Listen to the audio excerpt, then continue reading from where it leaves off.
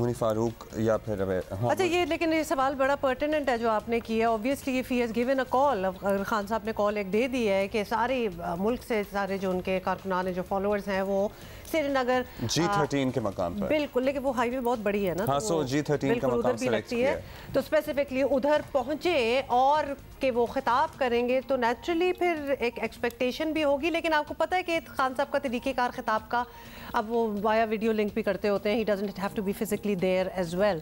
So let's see कि क्या होता है। गाड़ी के अंदर भी खिताब कर लेते हैं। एनी हाउ लेट्स सी क्या होता है। लेकिन ये मुझे समझ में नहीं आ रही बात कि इस्लामाबाद हाई कोर्ट के चीफ जस्टिस तो ऑलरेडी इस पे अपना फैसला दे चुके हैं, तो आज दोबारा वो इस केस की समाअत करके क्या करेंगे। सो मुनीब फारूक हमारे साथ मौजूद है, माहिर कानून है, सीनियर एंकर हैं। सवाल भी यही सवाल है। बिल्कुल बिल्कुल मुनीब, ये किस तरह होगा, क्योंकि हाई कोर्ट ने आपको याद ही है कि लॉफुल करार दिया था खान साहब की गिरफ्तारी, और सुप्रीम कोर्ट ने ऑब्वियसली उसको ओवरटर्न कर दिया। कल हमने देखा अवैस हमारे कॉरेस्पॉन्डेंट बता रहे थे कि इस्लामाबाद के चीफ जस्टिस के सामने ही लगना है दोबारा ये केस। बहुत शुक्रिया अमर अब्दुल्ला। देखिए, इम्पोर्टेंट बात यह है कि जो इमरान खान साहब के वकील हैं उनके मुताबिक ये मामला दोबारा इस्लामाबाद हाई कोर्ट में आएगा। चीफ जस्टिस साहब खुद सुनते हैं या कोई इनके अदालत का जो कल का हुक्म है वो ये कि उनके सामने रखा जाए। Registrar Islamabad high court chief justice साहब के सामने रखें, जो कि बेंच बनाए। वो बेंच चीफ जस्टिस साहब खुद भी उसको सुन सकते हैं या किसी और अदालत में भी ये मामला लगा सकते हैं। लेकिन इमरान खान साहब के जो वकला हैं वो उनकी यहाँ से प्रोटेक्टिव बेल लेंगे और फिर ये मामला आगे चला जाएगा। और जो लीगैलिटी ऑफ वारंट है, वो वारंट तो एग्जिस्ट करता है, अदालत ने उसके ऊपर कोई बात नहीं की। लेकिन जिस तरीके से इमरान खान साहब को गिरफ्तार किया गया था, उस पर जब जिस दिन किया गया था उस दिन भी हमने यही कहा था कि ये हाई हैंडेडनेस है और ये गिरफ्तारी से ज्यादा एक मैसेज था। तो अदालत ने उसको कम से कम इस हद तक तो बिल्कुल राइटली ओवरटर्न किया कि इस तरह से गिरफ्तारी बनती नहीं थी। खास तौर पे अगर कोई शख्स कोर्ट की प्रेमिसेस के अंदर हो। अब वो सिलसिला तो हो गया और अदालत का जो कल का हुक्म है वो आज 11 बजे तक वैलिड है, जब इस्लामाबाद हाई कोर्ट में इमरान खान साहब पेश होंगे। अच्छा, जस्ट फॉर क्लैरिटी मुनीब, आप कह रहे हैं कि वारंट लीगल, लेकिन the way he was arrested was not on, हमने ये डिफरेंशिएट किया ना। बिल्कुल, तो यानी आज फिर उनको एक तरीके से भी अरेस्ट किया जा सकता, मतलब इसका हम क्या, इसको कैसे नहीं, बट मसला ये है कि अभी तो उनको अरेस्ट किया ही नहीं जा सकता ना। वो एक अदालती कस्टडी के अंदर है, एक स्पेशल अरेंजमेंट के तहत, और जब वो अदालत में पेश हो जाएंगे और जब तक वो अदालत की प्रेमिसेस के अंदर रहेंगे इस्लामाबाद हाई कोर्ट के, उनको दोबारा गिरफ्तार नहीं किया जा सकता। अगर उनको प्रोटेक्टिव बेल अदालत दे देती है इस्लामाबाद हाई कोर्ट, तो फिर तो गिरफ्तारी का सिलसिला ही खत्म हो जाएगा।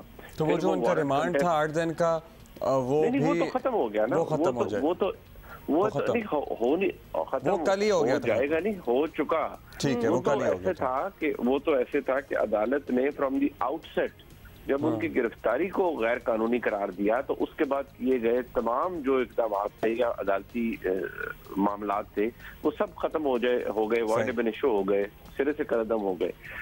तो जिसने भी प्लान किया था कि इमरान खान साहब को अदालत के कंपाउंड से गिरफ्तार करना है, वो मेरे ख्याल में गलत प्लानिंग थी और गलत तरीकाकार था। क्योंकि अदालत के अंदर से आप जाकर इस तरह से मैंने पहले दिन भी जब हुआ 2 दिन पहले, तो मैंने उस वक्त भी कहा था कि ये जो किया गया है ये गिरफ्तारी से ज्यादा ये सिंबॉलिक है। और फिर जिस तरह से रेंजर्स की खिदमत दी गई हैं, तो उससे तो मामला जाहिर हो रहे थे कि क्या है। अब आज क्योंकि एक रिट इमरान खान साहब ने, उनके वकला ने कर रखी है इस्लामाबाद हाई कोर्ट में, वो इमरान खान साहब को यहाँ प्रोटेक्टिव बेल देंगे। फिर वो नीचे जाके, क्योंकि एहतसाब अदालत का मामला है, वहाँ से प्रॉपर बेल ले लेते हैं, वारंट को कंटेस्ट करते हैं, और शायद हो सकता है मुमकिन है तौर पे वो इसी रेट के अंदर वारंट को भी कंटेस्ट करें कि ये वारंट इलीगल है। क्योंकि एक बात पहले दिन से मैं अर्ज कर रहा हूँ कि हमें नहीं पता कि नैब ने अपना काम कानूनी तरीके से किया है या नहीं। देखिए, नैब पहले भी इस्तेमाल हुआ, मेरे पास तो कोई ऐसी शवाहिद नहीं है जिनसे मैं ये कह सकूं कि नैब अब इंडिपेंडेंट है। इमरान खान साहब के वकला कहते हैं कि सिर्फ एक नोटिस मिला, जबकि जो प्रोविजन है सेक्शन 24 उसके अंदर जो पहला प्रोवाइजो है कि अगर आप अरेस्ट कर सकते हैं, उसमें लिखा हुआ है कि अगर कोई शख्स विलफुली और रिपीटेड कॉल अप नोटिस के बाद या विलफुली वो ज्वाइन ना कर रहा हो और इन्वेस्टिगेशन को, तो आप उस सूरत में उसकी गिरफ्तारी अमल में लाते हैं। ये उसका एक प्रोवाइजो है। लेकिन यहाँ पर तो इमरान खान साहब के वकला के मुताबिक, मुझे नहीं पता क्योंकि मैंने फाइल नहीं देखी हुई, कि सिर्फ एक नोटिस आया था जिसका जवाब दे दिया गया। अब इमरान खान साहब या उनकी अहलिया को अगर तो रिपीटेड नोटिस आए और रिपीटेडली बुलाया गया और वो नहीं आए, फिर तो चले गिरफ्तारी का कोई जवाब भी बनता है। लेकिन अगर एक नोटिस आया और उसका उन्होंने जवाब दे दिया तो और फिर उनको आप गिरफ्तार करने के लिए पहुंच गए, that too from Islamabad high court compound, वो एक ऐसी सूरत हाल है जो कि कानून उसकी कभी इजाजत नहीं दे सकता और दे सकता था भी नहीं। हाँ, अलबत्ता ये बात जरूर है कि कल जब सुप्रीम कोर्ट में मामला गया तो यहाँ तक तो बात बिल्कुल दुरुस्त थी कि उनकी गिरफ्तारी को गैर कानूनी करार दिया गया, लेकिन जो उसके बाद का रिलीफ है कि वो अदालती तहवील के अंदर हैं और फिर उनको इस्लामाबाद हाई कोर्ट तक पहुंचाने के लिए, देखिए अगर अदालत ने क्लॉक रिवर्स करना था तो मैं पहले भी अर्ज कर रहा हूँ, वो क्लॉक उस हद तक रिवर्स होना था कि जो इमरान खान साहब का स्टेटस था 9 मई को, उनका स्टेटस था कि he was a free man, जिसको बहुत सी बेल मौजूद थी, प्रोटेक्टिव बेल और मजीद बेल शायद वो कराने के लिए अदालती कंपाउंड में मौजूद थे। तो आप वो स्टेटस उनका बहाल करें, वो अपने घर से दोबारा तशरीफ ले आए। लेकिन क्योंकि इस बात का खतरा और हर चीज अपनी जगह मौजूद थी कि इमरान खान साहब को के हवाले से जो मुतअद्दिद मुकदमात और दर्ज किए गए हैं सीएसआई में, उनमें किसी मामले में इमरान खान साहब को गिरफ्तार किया जा सकता है, लिहाजा उनको प्रोटेक्शन देने के लिए ये एक्सरसाइज अमल में लाई गई।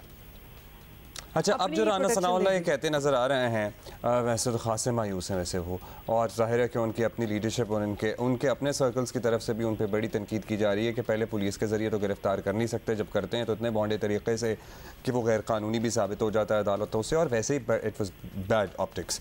सो कि अगर इन्हें तमाम केसेस में बेल ना मिली तो हम दोबारा गिरफ्तार करेंगे, तो आपको उनकी ये स्ट्रैटेजी या उनकी ये ख्वाहिश कहीं मुकम्मल होती हुई नज़र आती है? देखिए, ये उनकी एक सियासी ख्वाहिश हो सकती है, जो मैंने तो अर्ज कर रहा हूँ कि जो हकायक है हम अपना तज्जिया या उसके ऊपर पेश कर सकते हैं। मैंने कल भी अर्ज किया, मैं अब भी कहूँगा कि इमरान खान साहब की जो गिरफ्तारी को गैर कानूनी दिए जाने का जो मामला था, अगर ये बात ख्वाजा तारिक रहीम साहब को, जो कि एक नामवर वकील है, उनको पता थी कि ये क्या होने जा रही है, तो मैं भी पाकिस्तान में ही रहता हूँ और अगर मैंने ये कह दिया तो बहुत से लोगों को तकलीफ हो गई कि मुझे कैसे पता था। मुझे भी पता था, शायद जब ख्वाजा तारिक रहीम साहब को पता चला हो, शायद उस वक्त भी मुझे उससे पहले एक रात पता चल चुका था कि कल अदालत के अंदर क्या होगा। तो इसमें कोई अचंभे की बात नहीं है। खबर आ जाना, खबर किसी के सामने आ जाना या किसी को किसी चीज का पता चलना, वो कोई बड़ी बात नहीं है। लेकिन वो किस हद तक फैसला दुरुस्त है, मैं तो कह रहा हूँ, पहले भी दिन भी कहा और अब भी कहूंगा कि इमरान साहब की गिरफ्तारी का जो तरीकाकार था उसमें हाई हैंडेडनेस अंधे को भी नजर आ रही थी कि जो तरीकाकार अपनाया गया। अब अदालत ने उसे ओवरटर्न कर दिया है, एक एक्स्ट्राऑर्डिनरी रिलीफ इमरान खान साहब को मिला है। अब राना सनाउल्लाह साहब की जो ख्वाहिश है कि वो जी उन्हें गिरफ्तार कर लेंगे अगर अदालत है, अब ये देखिए इसमें तो अगर मगर है ना। अब अदालत इस फैसले के बाद जो सुप्रीम कोर्ट से आया है, क्या इस्लामाबाद हाई कोर्ट ये कहेगी कि नहीं, हम आपको प्रोटेक्टिव बेल नहीं देते और आपका वारंट बिल्कुल जायज है, आप अदालती कंपाउंड के बाहर जाइए ताकि पुलिस आपको गिरफ्तार, क्या अदालत ये कहेगी? बिल्कुल ऐसे नहीं कहेगी। और ऐन मुमकिन है कि बड़ी आसानी से इमरान खान साहब को आज अदालत के अंदर जब वो पेश हो तो हिफाजती जमानत मिल जाए। ज्यादा से ज्यादा क्या होगा, वो कहेंगे हम आपको 2 दिन का वक्त दे रहे हैं, ये हिफाजती जमानत है, आप कोर्ट ऑफ फर्स्ट इंस्टेंस जो कि ट्रायल कोर्ट है, क्योंकि अब नैब कानून में तब्दीली कर दी गई है, आप बेल ले सकते हैं नीचे से, तो आप वहां पर जाकर अपनी इस वारंट को भी चैलेंज करें और मीनवाइल आपके पास प्रोटेक्टिव बेल है। Alright, so ये अच्छा मुनीर, तो अब जो ये केसेस हैं जिनके लिए उनकी हाजिरी होनी थी, अगर ये कादिर यूनिवर्सिटी ट्रस्ट की भी बात कर ले और भी जो केसेस हैं उनका क्या बनेगा? क्योंकि इस वक्त जो डायनामिक्स नज़र आ रहे हैं वो Khan sahab seems to be quite untouchable at the moment, तो ये बाकी जो केसेस हैं ये आगे किस तरह बढ़ेंगे या बढ़ेंगे भी नहीं? देखिए, ये एक अदालती डिस्कोर्स है। हमारे मुल्क में ऑफ लेट जो एग्जिबिट किया गया है कानूनी और आईनी मामलात को, उससे तो जाहिर होता है कि जहाँ पहले भी अदालतें आज़ाद उस हिसाब से नहीं थी और जब मियां नवाज शरीफ को नाअहल किया गया तो वो तो खैर अब इट्स एन ओपन सीक्रेट कि वो किस तरह से सारा कुछ किया गया।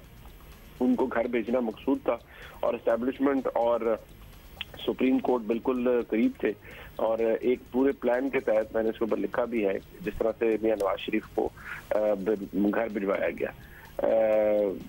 ये एक बहुत इम्पोर्टेंट चीज थी और सबको नजर आता था कि वो जो नेक्सस था और जो फैसला है वो हमारे सामने मौजूद है।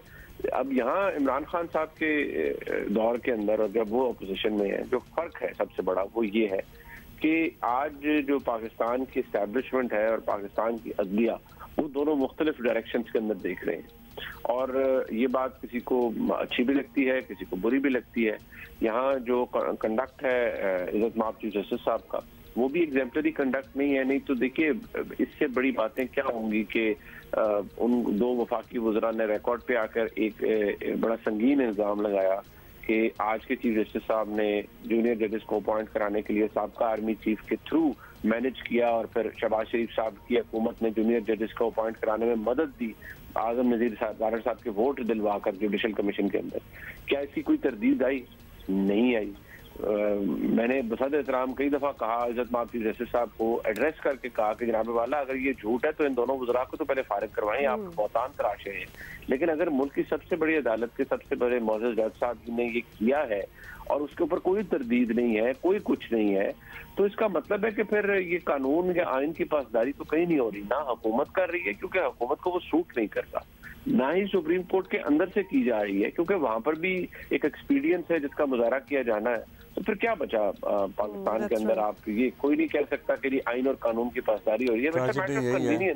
ट्रेजेडी यही है कि वाकई अब तो ऐसा लग रहा है कि कहीं भी कुछ भी ठीक नहीं हो रहा। Thank you so much. Munif Farooq साहब हमारे साथ मौजूद थे।